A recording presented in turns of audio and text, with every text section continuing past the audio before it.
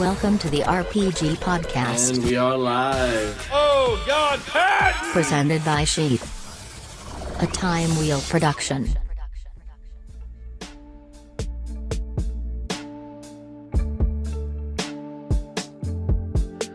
Welcome, everyone, ladies and gentlemen around the world, to the Robert Patton Global Podcast. How you doing? You're not going to answer me back. You can answer back, but I might not hear you.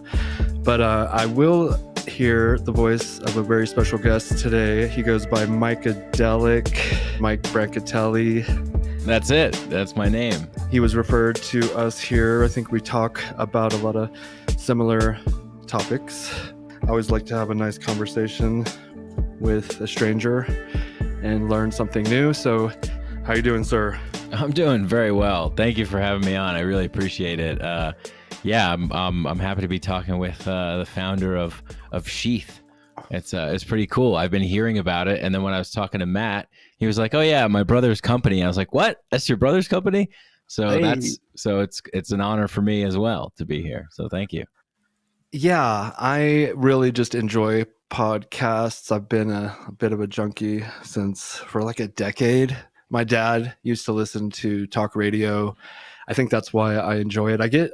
It just makes me feel good to be listening to podcasts, but also makes me feel like I'm missing out on having a really good conversation, which is why I like to actually participate in them as well. Oh yeah, they're the best, man. I've been listening to them I was a junkie for a while. I don't listen to as many now because I guess I record a lot more, but yeah, I checked out your pod and I noticed that you had a friend of mine, Robbie the Fire Bernstein, on one of the episodes. Yeah.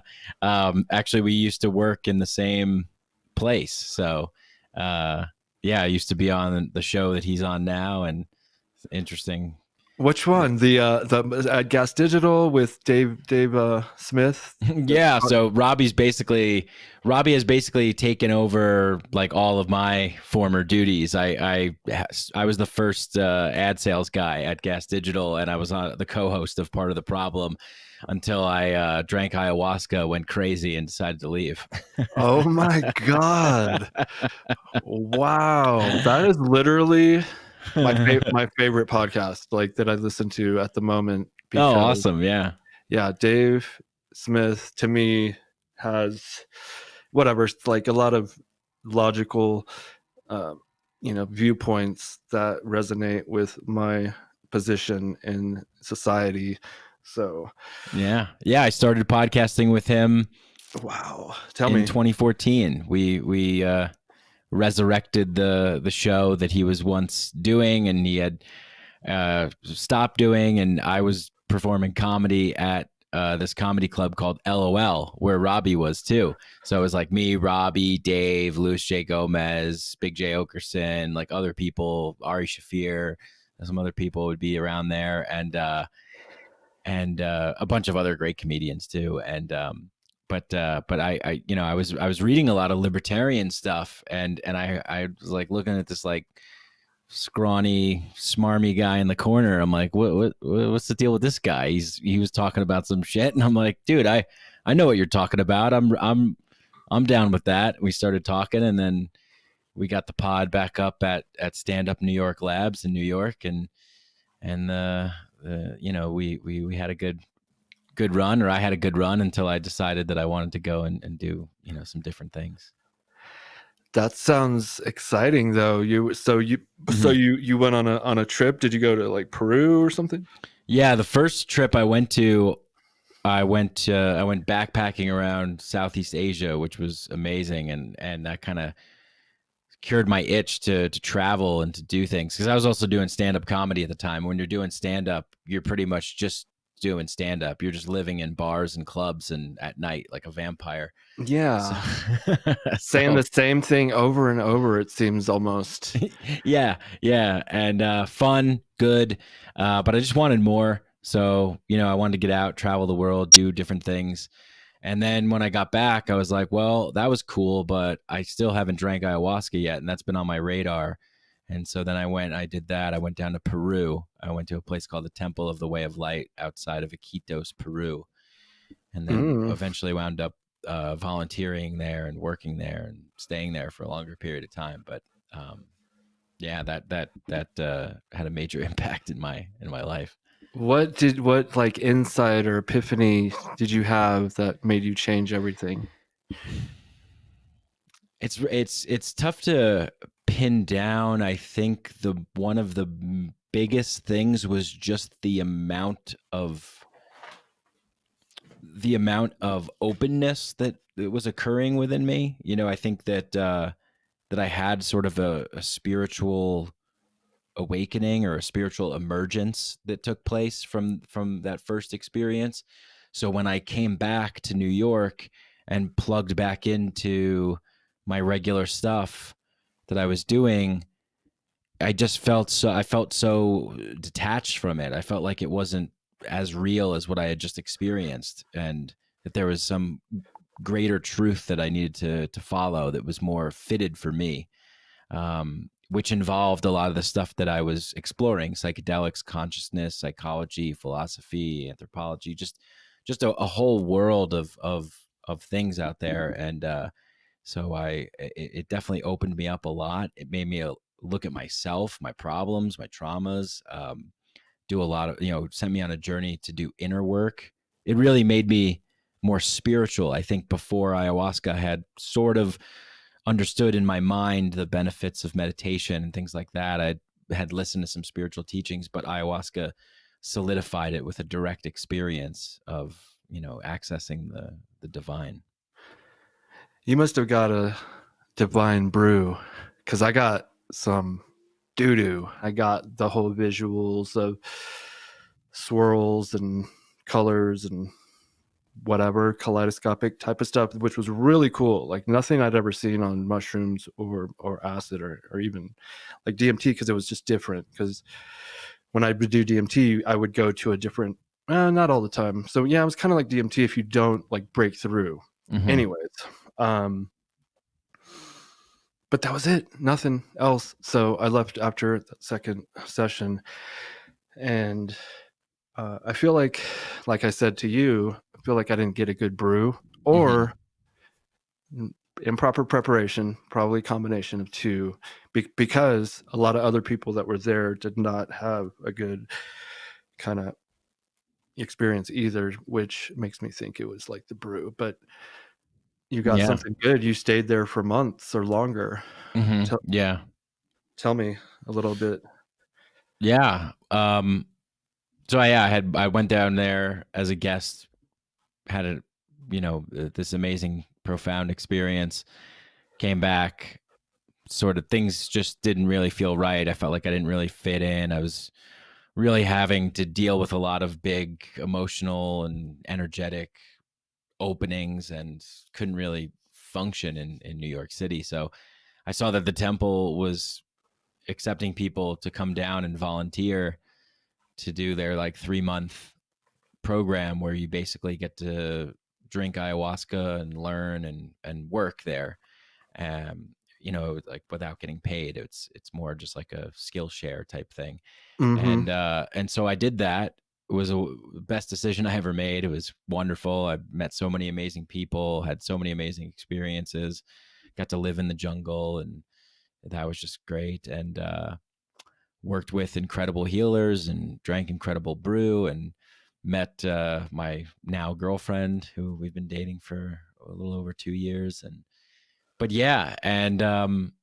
then we both got hired to go back, and we did go back, and then we came back, and we decided that like maybe living in the jungle wasn't going to be something that we wanted to do totally long term. Yeah.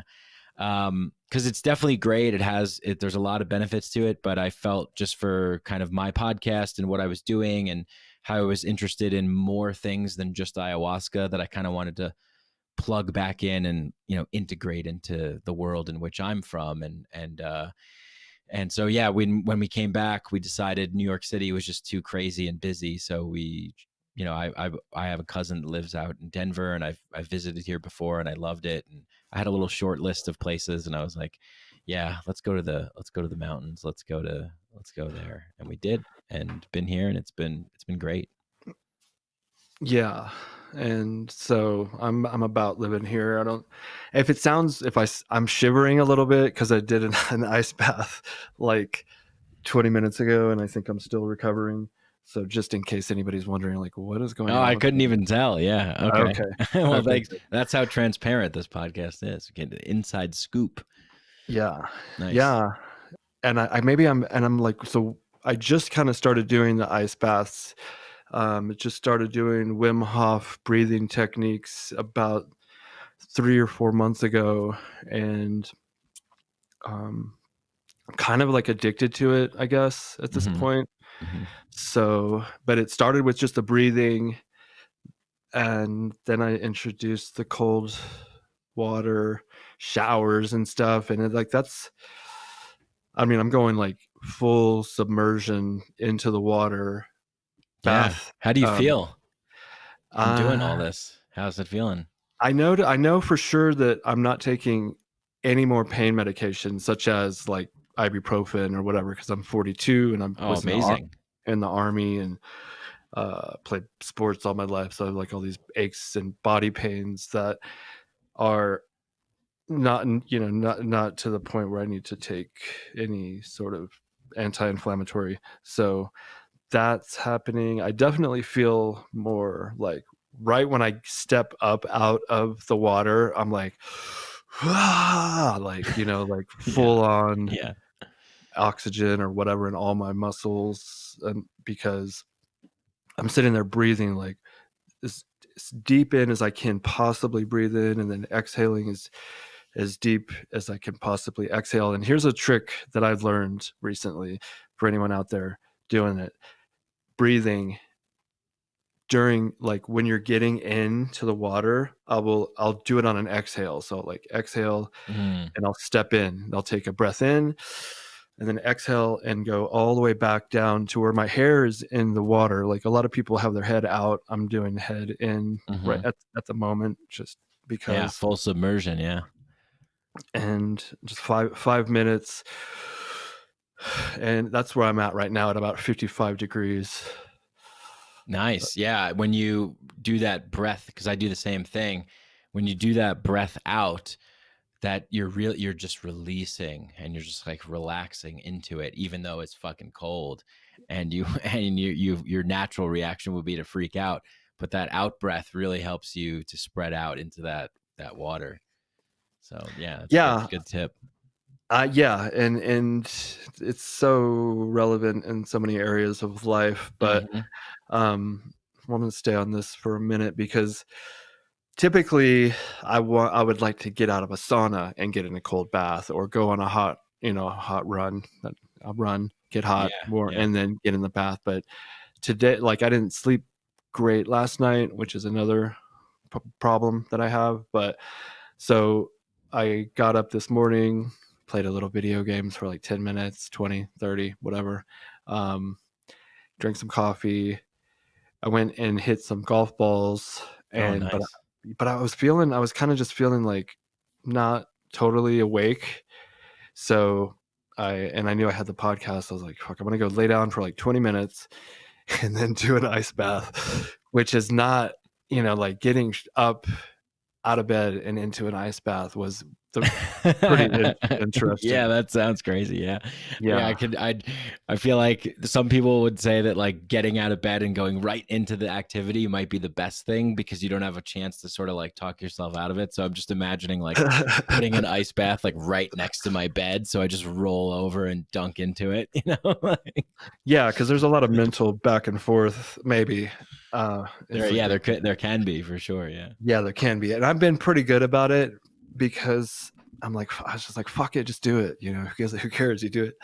I've been doing it every day for about 2 weeks. Oh, like, amazing, whatever. Dude. Yeah, that's the best when you can keep that consistency. Because I don't know, maybe I've been like maybe 4 days without, but I've Yeah, it's But all, you've been doing it for 4 years. yeah, but not consistently. You know, Yeah. I when I first started, I started out with a bang, and I was like taking the Wim Hof course. I had one of the guys on my podcast to talk about it, one of the Wim Hof guys, and Ooh. this guy Bart Pronk. He's like, I don't know, one of Wim's like right hand mans. Yeah, that would be Yeah. great to get some insights and stuff. Yeah. Yeah, sure. I probably still have his info. I could connect you with him. Totally. Or I should listen to the podcast. But because I want to get Wim Hof. I mean, with Sheath, shout out to sheathunderwear.com, sponsor of this podcast.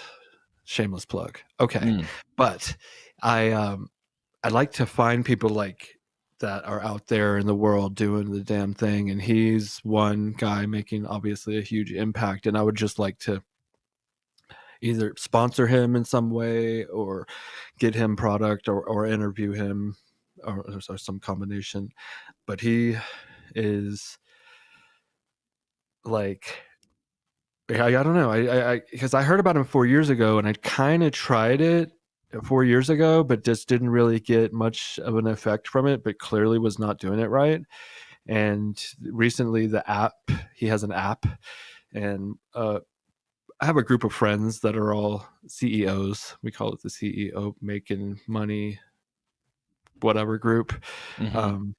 And we meet once a month to mastermind different issues or whatever we might have as business owners, which I recommend to anyone doing anything, in their field to find other, people doing something similar and,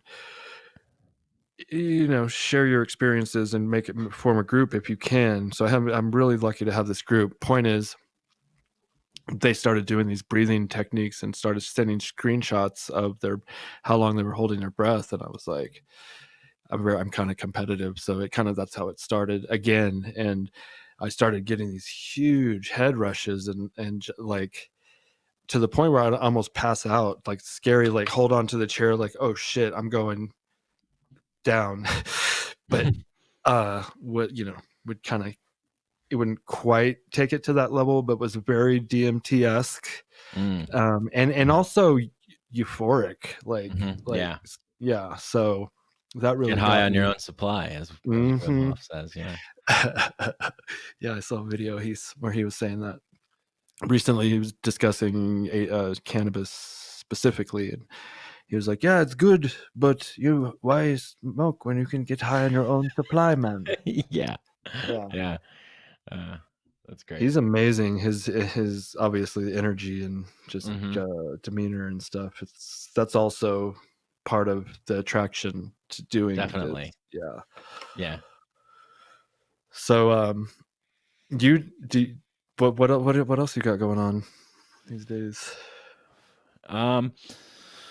Well, I've been keep doing the podcast, which is great. And you're on your own platform, like it seems. Is that are you on other platforms, or is that just how you do it?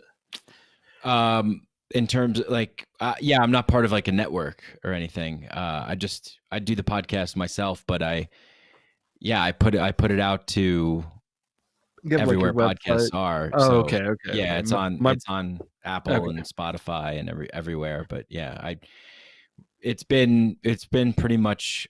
I started actually doing it at Gas Digital Studios when I was still there, but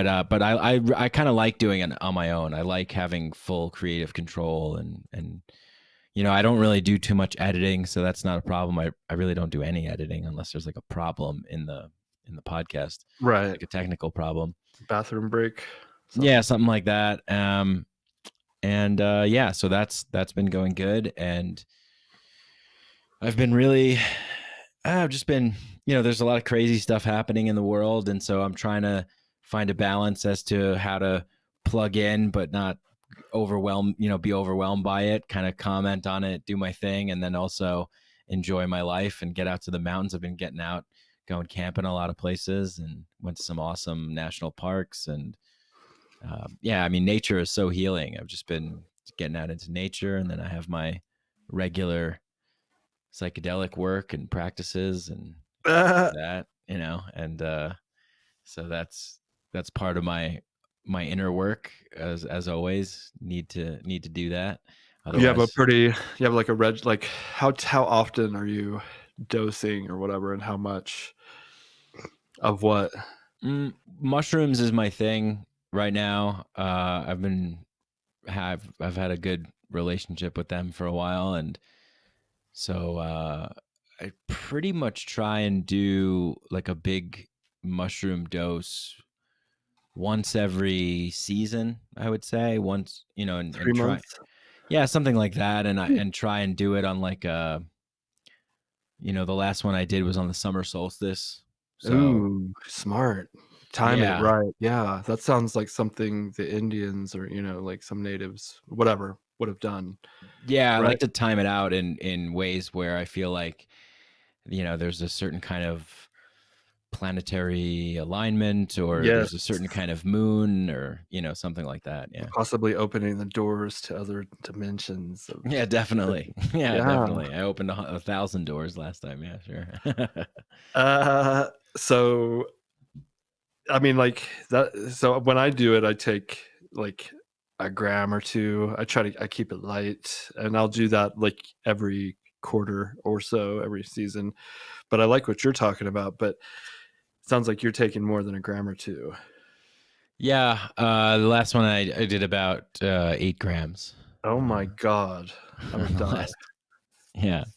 No, Whoa. you won't die. Yeah, I mean, you might realize that death isn't real, but Uh, I feel like I did a really big one once, but to me a really big one was like 4 grams. And that I say once, like the first time I ever did it, I did 3.5 grams, and it was an insane trip that it kind of didn't turn me off to it but it wasn't a good experience. Mhm. Because I didn't understand anything. I was 16. This was like 25 years ago, and like there was no what's that guy's name? Terrence McKenna or Joe Rogan or anybody kind of giving enlightened thought on how to do it safely or with some sort of intention.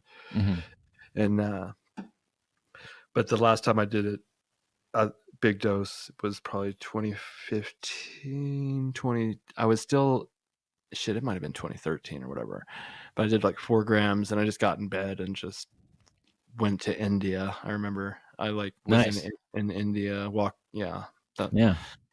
Yeah, and it's not really about how much you do. I mean, it's not I think that psychedelics, there's certain kinds of psychedelics just resonate more with particular kinds of people. You just connect with them more. You have a certain kind of relationship with it, for whatever reason, it just works for you. And, for me, I didn't start there. I started, pretty small, and I just started working my way up. I look at it in a very sort of a ritual, ceremonial kind of way with mushrooms. I mean, I definitely do things for recreation and for fun, because that's a good point of life too, is to have fun and enjoy stuff. And right, the deep so work.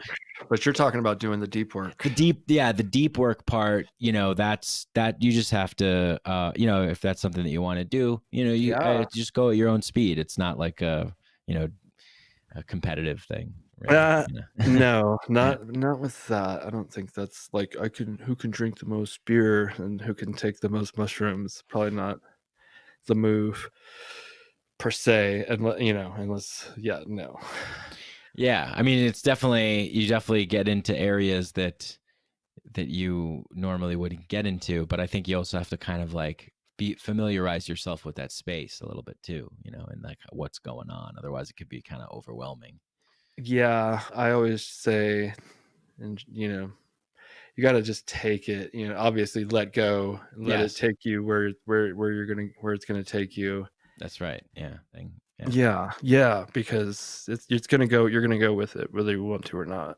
Yeah. In this case, and that's that was part of the problem with my first trip. Like I was like, oh, this is cool, and like, oh, seeing things. Oh, I'm a lion. Oh, I'm on fire. Whoa, this, and I'm like looking in the mirror, just like, this is cool. But then I guess I didn't know how long it was going to last. And I started thinking that it would never, I was like, I'm not going to be able to function like this for the rest of my life, obviously. And no one told me, if somebody would have just been like, bro, dude, just trust me. Yeah. And be back to normal in 3 hours, just enjoy it. Then, that's why I think today's use is more intentional, with more information and more beneficial. Definitely. Yeah. So, and I kind of feel like I got the message, but it's good to get a refresher. Mm-hmm.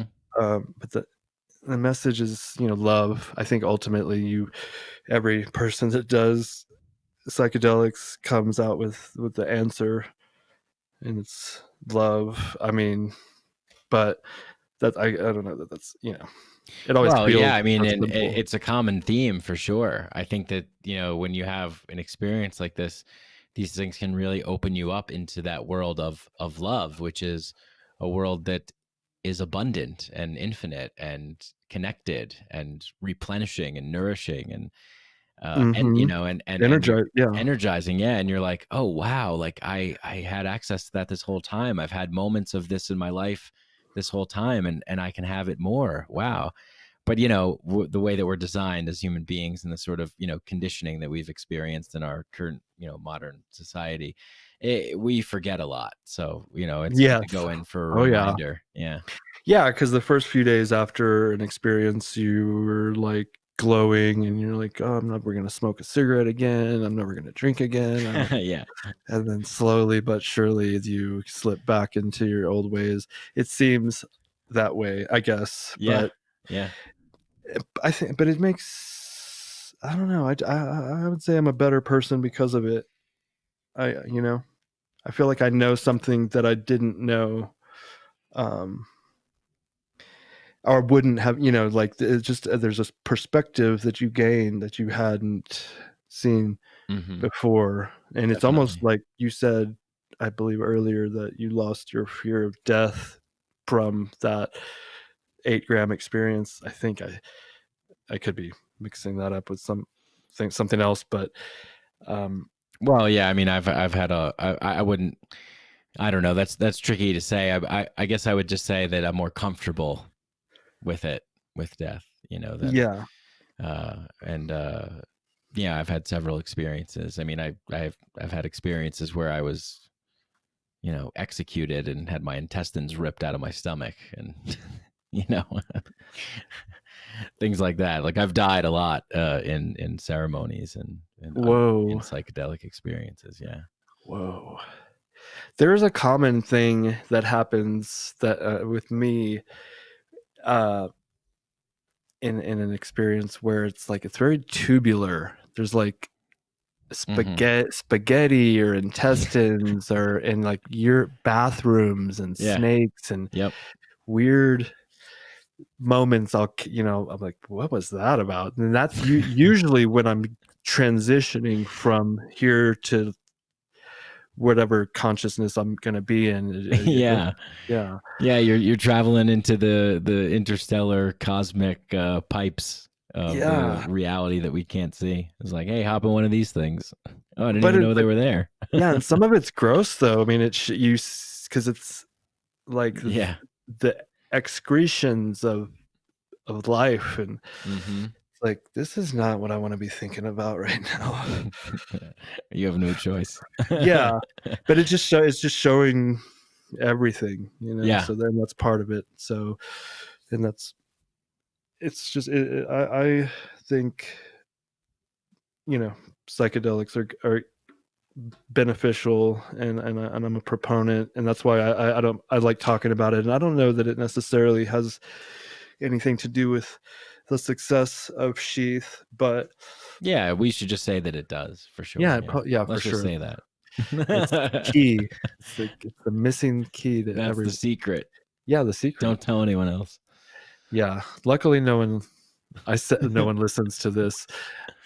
that's not totally true, but I remember I had But you're learning. Exactly. You're learning as you go. I think that's the most beautiful thing is like you're doing it. You're out there, you're doing it, you're making it. And if, you'll learn, you adjust and you grow and you make adjustments as you can. Yeah, and that's why I think Joe wasn't fucking such a great conversationalist when he first started. Something shifted with him along the way where I think it has to do potentially with a few things. Here's my hypotheses. I think it's the HGH and the testosterone, because he had this one guest on who was the doping guy for the Olympics way back in the day, and that guy, because he's talked about it. That guy gave him the regimen of these performance enhancing drugs to use, and as we're not Olympic athletes, but whatever, everyone can use a nudge in that, in performance improvement.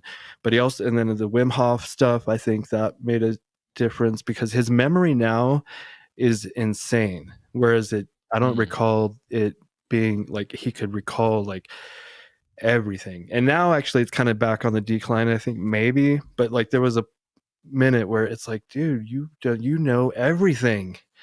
It seemed like, I don't know. Yeah. I don't know where I was. Oh, you get but also just could just be having thousands and thousands of hours of conversations, Oh, definitely. And really focused into like laser beam. I'm on you. Nothing's distracting me. I'm retaining everything you're telling me because, and maybe that's, part of it or something, but I mean, he's got the most ultimate setup and structure. Like I would love to have something like he's got going where he's got this studio and he's got people that come in, and when they come in, they know what they're in for. They're in for like a 2 to 3 hour podcast.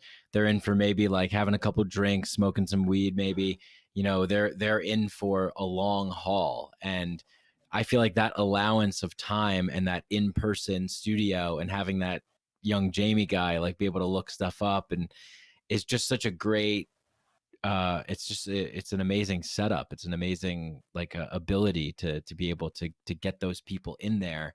Like I haven't watched his stuff in a while, but I just randomly, like while I was doing some stuff the other day, put on the one with he had like Rob Lowe, and I was like, oh, this is, I don't know, this is kind of it's just like nothing mind blowing, nothing like, it was just like two like 50-year-old dudes chatting about like reminiscing about the 80s and stuff. And I was like, I don't know, it's kind of nice to hear just like a regular conversation, like whatever, just like a normal conversation. And so I don't know, maybe they went for like 2.5 hours, and I was like just hearing a little bit here as I went outside and came back in. And so yeah, it's cool that he has that ability to create that kind of situation.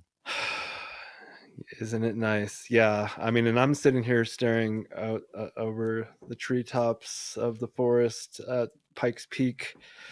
Oh, beautiful. Got, like, big white fluffy clouds and blue skies behind it, and I'm sitting pretty. I'm living life. I mean, I'm kind of at the pinnacle that my life has ever been at, knock on wood, because congratulations. Yeah, because thank you. I still have a long way to go. Like there's no stopping to smell the roses hardly ever, really. It's just like you still suck at everything and you're a loser. No, that's not true. No, come on. No, I mean, I don't. Yeah, I'm a lot kinder to myself than I used to be, but at the same time, I don't think that I've reached a pinnacle. Like I hear you, man. I know what you mean. I hear you. I know. I was having this chat with my girlfriend last night. She's like, well, just think about all the things that you've done, just be grateful for that. I'm like, yeah, but there's so much more. Yeah. It's never good enough. And I don't think anything ever will be good enough. So I'm at a weird stage like this. Like I said, we're at a peak level where there's been a recent jump in success, like significant, pretty significant. And it's Oh, like, great. but still grinding every day, like nothing's changed, and that's it. It's still because you it's all just this everything else. Whoa, that's so weird. Yeah. Yeah. Yeah. I know what you mean. It almost feels like, what is the word? Like, does it feel like surreal? Like you get when you get to a place that you wanted to get to, and then you get there and you're like, oh, interesting. Basically, Yeah. I guess I'm here now. Oh, wow. Okay. Yeah. Yeah. But I don't feel like I have all the answers, or but I do Right. at the same time feel like I do have some guidance to share with aspiring humans, that want to do something entrepreneurial. I got a couple clues, a couple tips, a couple insights. Cool. Nice. What one of them is just don't quit. That's Mhm. like the number one.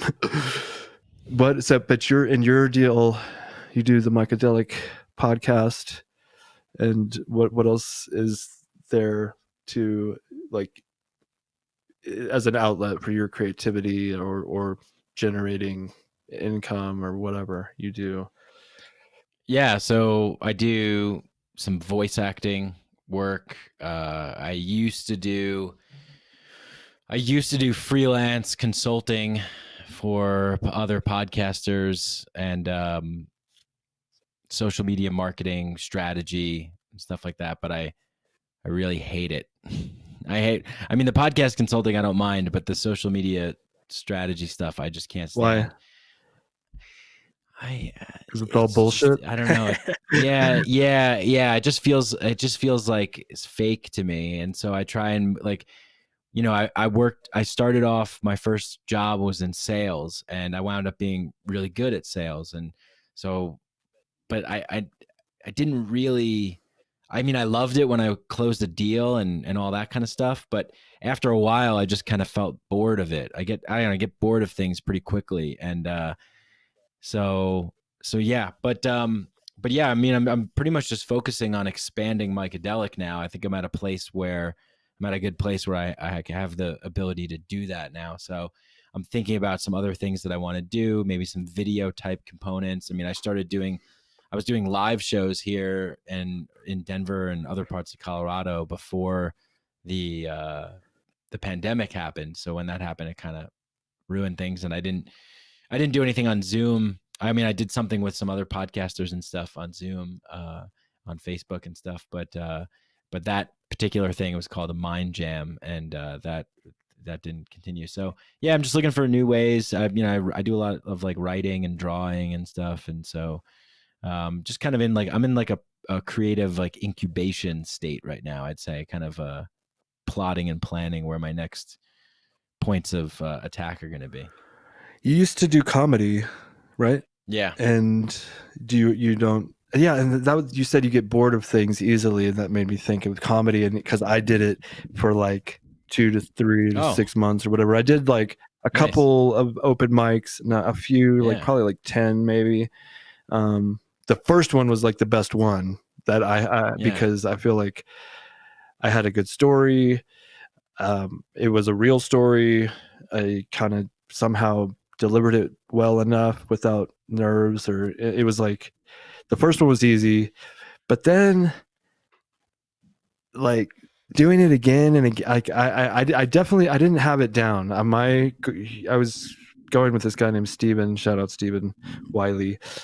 He was trying to be a stand-up also, but we were just both go and kind of both like open, like what's it called when you just like crowd work, or just like not really, nothing really prepared.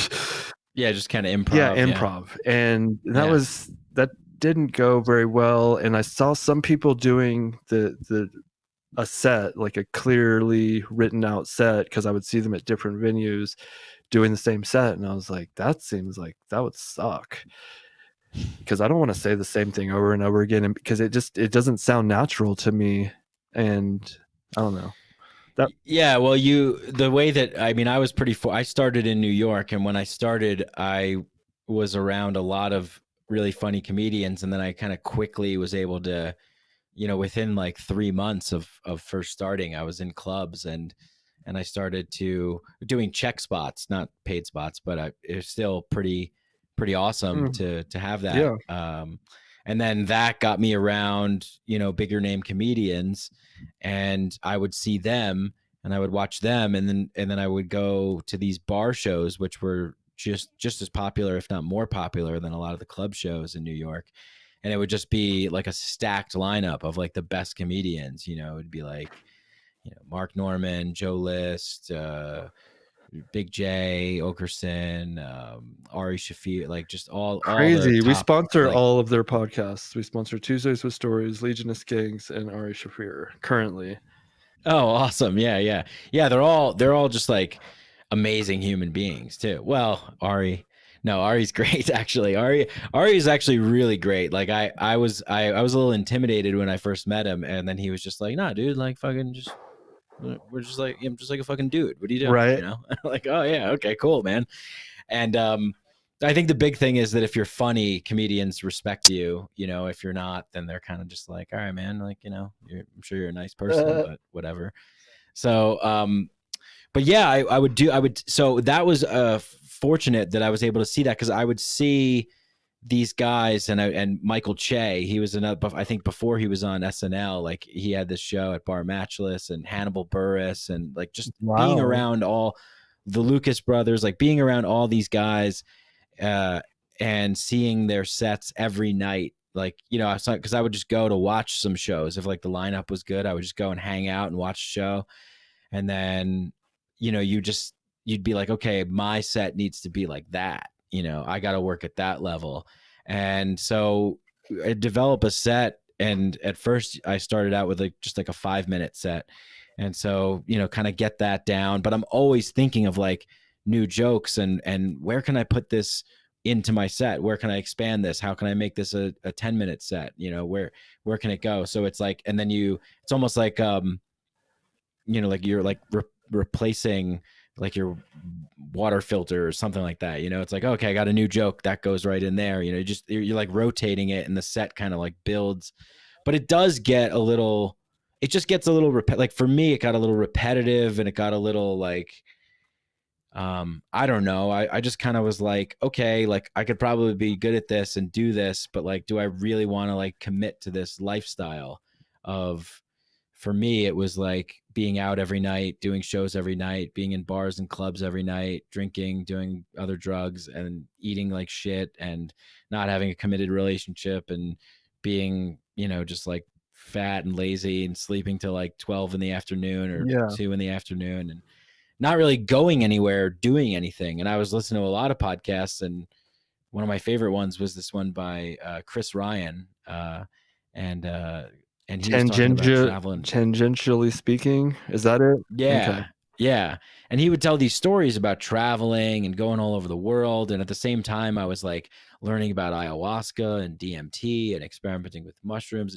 There was so much more happening. I was like, man, I just want to do so much more stuff. So in terms of like it being boring, I guess, it had its moments, but it didn't, like, to me, it didn't offer like the world that I wanted, Yeah, I'm not a night person unless I'm doing a lot of coke, and Right. Yeah. so that was very prevalent. Let's just say. yeah, and it's been a long time, and I don't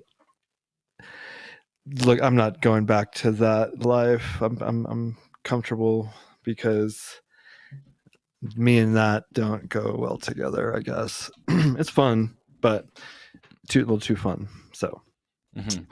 And I'm more of a morning person, and the early bird gets the worm, and I'm trying to get the worm, and some people make it in comedy, and I guess you probably could have, and maybe I could have too, if I just didn't ever quit. But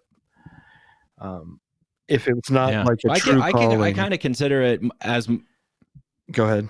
Yeah, I kind of consider it to myself to be like, I did. It's like, damn, I did the thing. Exactly. Like I was there for like 3 years doing it out every night with all these comedians, had great times, had great sets, had great experiences. That was a real cool period of my life. And then it's like, now I move into like the next phase and then the next phase. And Yeah. I don't know. I guess that's kind of how I like to do things. I'm really committed to the podcast though, because I feel that on the podcast, I can be funny. I can be serious. I can have conversations with whoever. Like really the podcast is an unlimited canvas.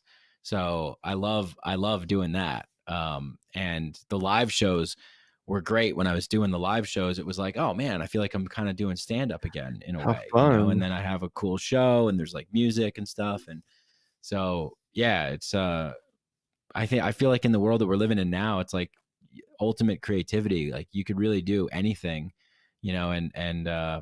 maybe not live shows, but do it virtually, whatever, YouTube, whatever, you got all this stuff. So yeah, I'm thinking about doing more stuff on YouTube because I really don't do much. I mean, I don't know, I have like almost 1,000 subscribers and I've done nothing really to get that. So I'm thinking, maybe I can make a mark on there doing some more video type. Yeah, it's still in the baby phases. People think it's too late to get in on these things. And here's a secret. Don't quit. 90% of the people on YouTube and doing podcasts, if not more, and I'm totally making up this statistic, they're going to quit in the not too distant future. So just stay in it for the long game. The stand-up thing, I think, was a growing experience for both of us, potentially. Yeah. Learned a lot, got over some fears, and whatever. For me, that was a huge fear, was public speaking, and it definitely helped me get over that. But so the podcast, that did you ever do any like ones where it's just you? I do a lot of those. Yeah. I'm about to release one. I'm about to record one and release one today. Later on today. So what's like, not the ratio, but what kind of the ratio of like guests to just solo pods? I don't know. Almost like maybe like 2 to 1 or something like that. Like two guests and then one solo pod, something like that. I used to do a lot of solo pods, and then I kind of got more into guests, and then I started doing more solo pods again. Yeah. And so the reason I ask is because I've been doing these little 15-minute, 20-minute ones, and I feel like it's a good way to exercise or just sort of like process your thoughts, and get it like. I think it's amazing. Yeah.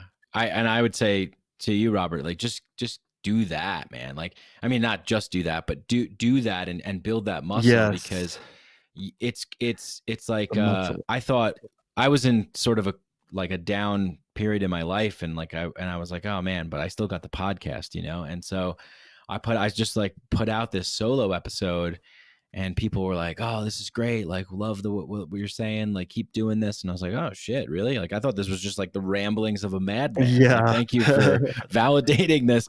And so the more I kept doing it, the more people said that it was good. And then I just kept doing it.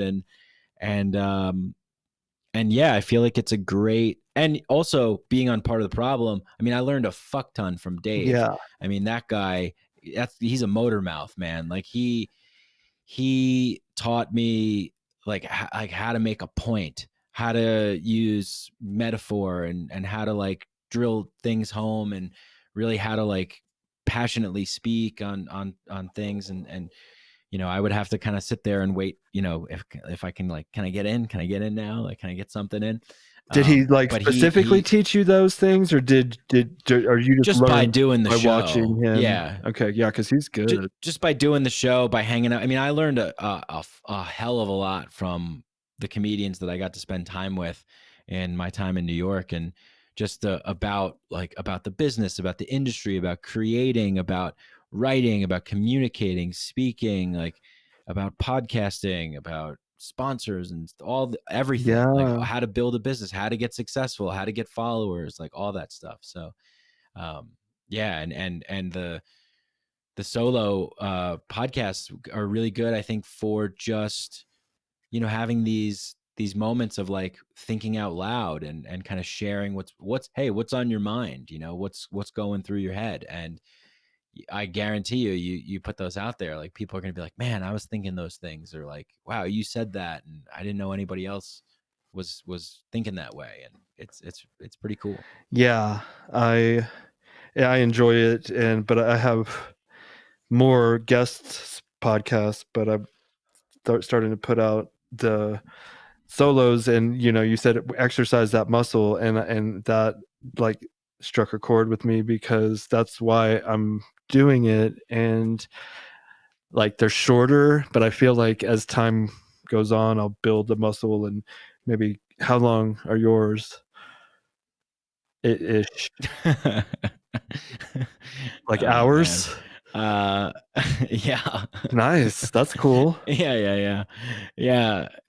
I mean, I feel like it's kind of nutty.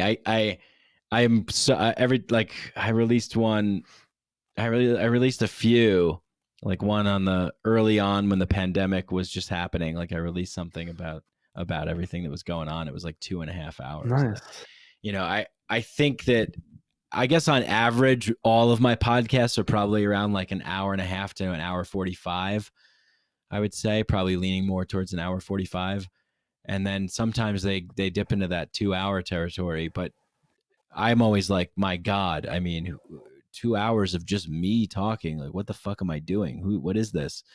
But then I ask people and they're like, no, it's good. You know, we like, I'm like, really? I'm like, all right, okay. You have You a good voice. And as long as the thoughts are fluid, I guess, and connecting and somewhat entertaining. Like I was going to ask if you inject comedy into these, you know, whether it's solo I do, yeah, or not. Yeah, I do. I try and do it as much as possible. It's just basically, it's just a chance for me to get on the mic and just be completely me. Mm-hmm. You know, so if I'm doing characters or impressions or voices or creating scenarios or making jokes or getting real serious or whatever, it's just a whole big batch of unfiltered raw me. And yeah, it's I don't know. I basically just kind of, the way that I do the solo cast is I don't plan anything. I don't really prepare anything. I just kind of wait until I'm at like a boiling point with like stuff that I want to say.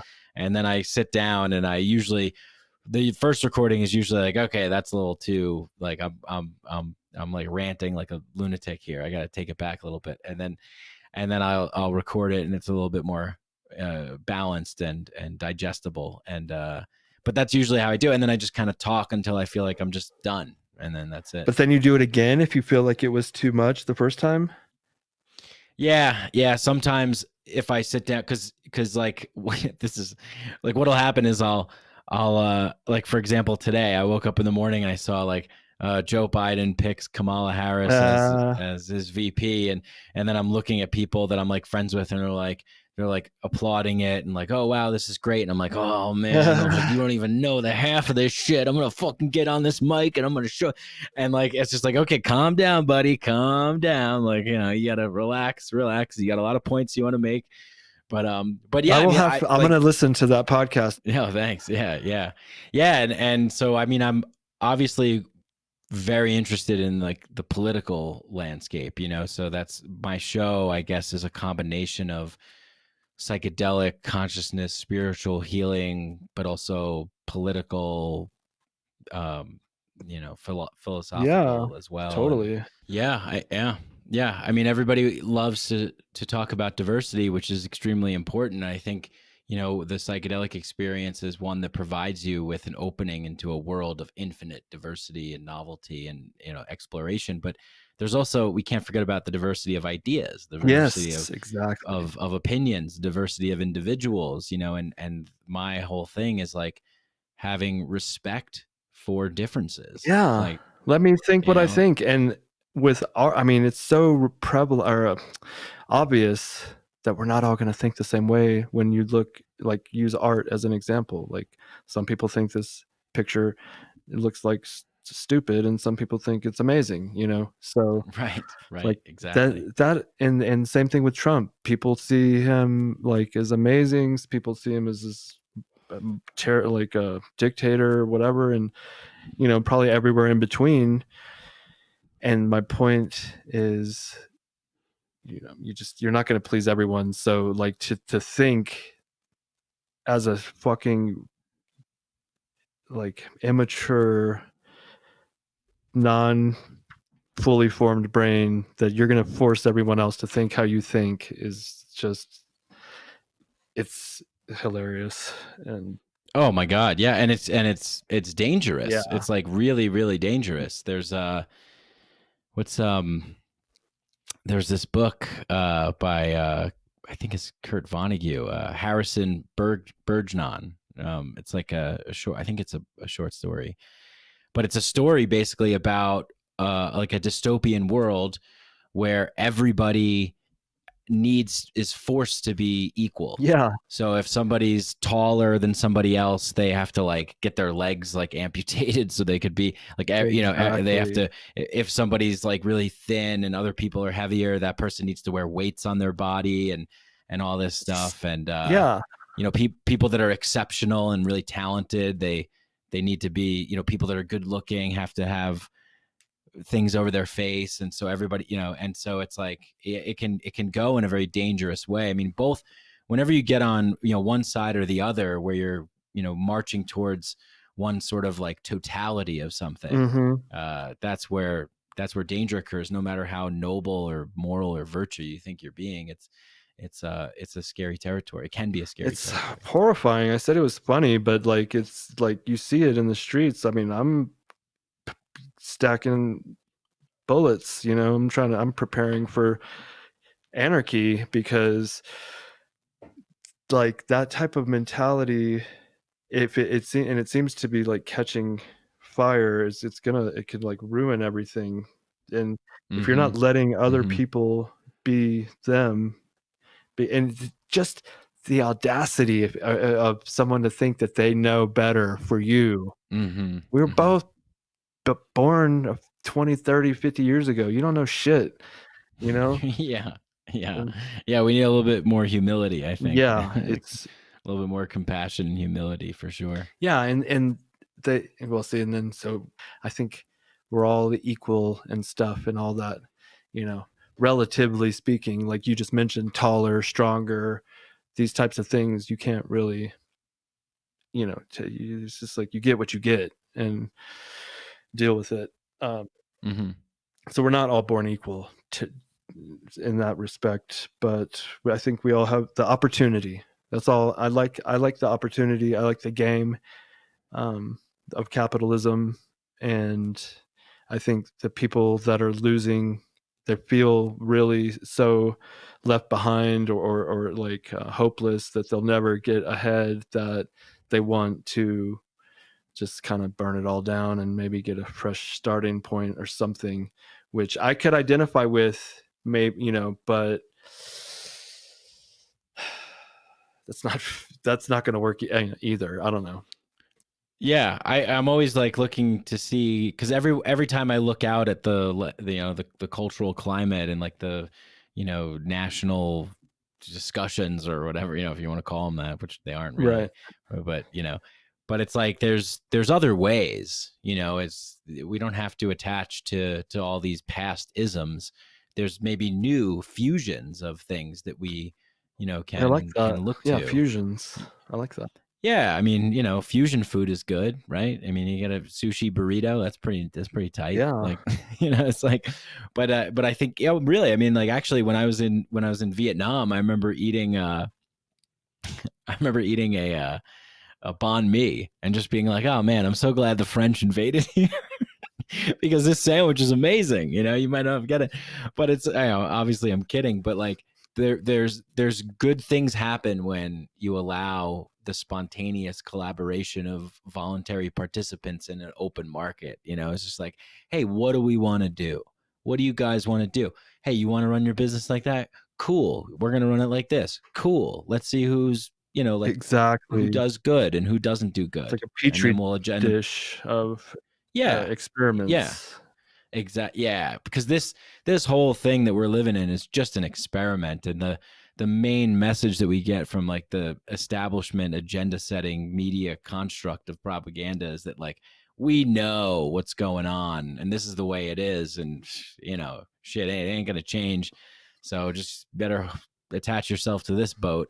And it's like, man, this whole thing is just like an experiment, and we need more experiments. We need to keep experimenting. It's like running a company very much. You probably started off with a proof of concept, a sketch. Hey, what does this work? Does that work? What do we do? What's the competition? What's it like? I mean, that's the way we should be running everything. Yeah. I'm thinking of the like CNN and how they try to like, or whatever news media outlet.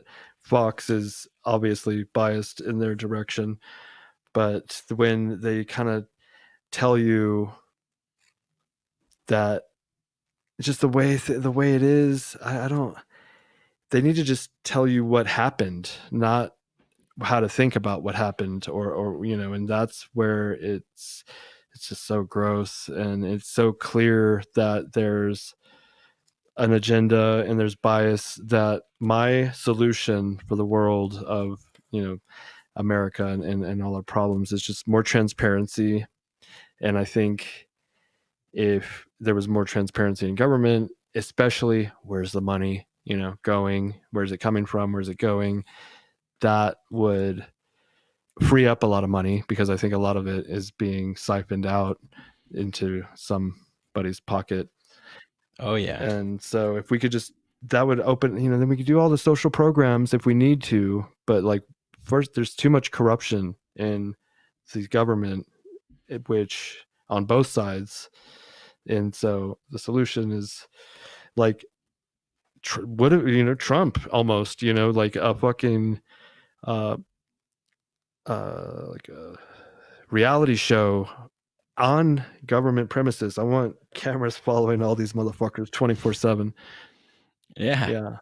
Why can't we? I mean, they're doing it to us. Why can't we do it to them? Unfortunately, that's not how they see things. But why not? That's body cams on all the Senate and Congress, and these backdoor deals can't happen. And I don't know what's happening. And maybe it's all totally like on the up and up, and they're doing everything by the book, but I highly doubt it. Don't think so. Yeah. Because they think we're stupid. They think we're just these sheep that they can just kind of literally they just say something if it's true, knowing that it's blatantly false. And it's so disturbing. Yeah. A lot of times it's the direct opposite too. It's like and as long as you can get that out into that cultural atmosphere, and just keep repeating it, then people are just like, yeah, that's because who has time to really look into this stuff? No. People have to work, and they just see headlines and things like that, and they go, oh, this is what must be going on. Yeah, because if this politician says it, and then that news agency says it, and another news anchor says it, now all of a sudden it's true, but it was put out by whoever, either the D or RNC, whoever is running the overlords of the what's really happening beyond Nancy and Chuck and Trump. I feel like there's somebody even above them. Oh, they got some wizards in there, man. They got some every corner of the state and the deep state. They got magicians and sorcerers at the highest level, trying to, and at big tech companies as well, trying to get you. And it's not, my opinion is it's not, most of the time, it's not this like malicious, nefarious plot, but it's just like, where does the incentive structure drive? Well, it's like, well, the incentive structure is that this is the way the system is. So how do we get more votes? Well, we get more votes by doing this. How do we get more people to pay attention to our stuff on social media? Like, make it more addictive. Yep. Like, it's just kind of the natural flow. And my whole thing is like, all right, is that really what we want? Like, is that really where we want to go? Or yeah. It seems like a lot of people are just kind of, just kind of clinging on to what they know. I guess that's why I'm such a big proponent of the psychedelic experience, because I feel like it can really break down the sort of molded, constructed borders and boundaries of approved thought and opinion that are implanted in our heads since birth, really. And you kind of can shed those away a little bit and start to question things. I think it's really healthy to question, why is this happening? Who stands the most to gain from this? Who stands the most to lose? Who's making the most money from this? Who's funding this? Where is this going? Exactly. And I don't think a lot of people do that because quite frankly, I don't think they have the time. And I think that we live in a society of defaulting to experts as well. So it's like, well, there's some medical person that's smart and they know what they're doing. So I'm sure they're right. Fauci said to do this. Exactly. Yeah. He's look at his credentials. He's not, Yeah. And, yeah, right. Yeah. Well, Mike, I think we saved the day. No, we solved some of the world's problems. We definitely did. I think we should be awarded some medals and get some land in Vermont. Yeah. Where does Bernie have a house? I want one right next to his. I think he has a few of them. Yeah. Yeah. So what was your favorite part about this show? Oh man, I think my favorite part about the show is just how natural the conversation unfolded. I don't really know you. I know your brother, and you graciously invited me on, and we just got to talking, and things unfolded, and I think it was a great conversation. So yeah, excellent job. I think you're a great host and ask good questions, and it was just really easy and natural to talk to you, and great to get to know you. We didn't have like a pre-podcast chat or anything, so I just thought that it flowed really well. Thank you so much for coming on, and I'm definitely going to check out the podcast. It's the Mikeadelic Podcast. I want to listen to your opinion on picking Kamala Harris as a running mate. I have my opinion. I think I think he did it, or whoever's telling him what to do picked him strategically, but I'm going to tune in to hear your opinion on that. So yeah, I'll be talking about a whole bunch of stuff on the one coming out soon. Oh, okay. So, thanks. Yeah, definitely look forward to that. So thank you for coming on. Thank you everyone for listening. Another episode of the Robert Patton Global Podcast RPG, sponsored by SHEATH Underwear. SHEATH Underwear. SHEATHunderwear.com. Check it out. Okay. Bye everyone.